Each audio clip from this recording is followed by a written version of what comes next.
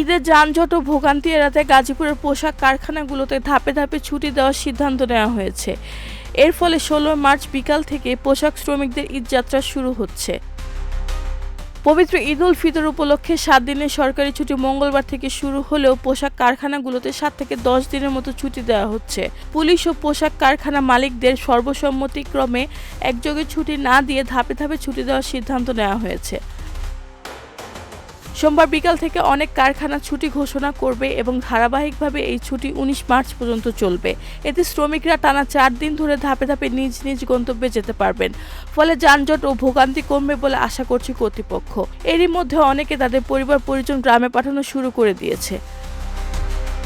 গাজীপুরের শিল্প পুলিশের পুলিশ সুপার জানান, শ্রমিকদের নিরাপদ ও স্বস্তিদায়ক ঈদযাত্রা নিশ্চিত করতে আইনশৃঙ্খলা বাহিনীর পক্ষ থেকে ব্যাপক প্রস্তুতি নেওয়া হয়েছে। রেহানা বেগম, প্রজন্ম ২৪।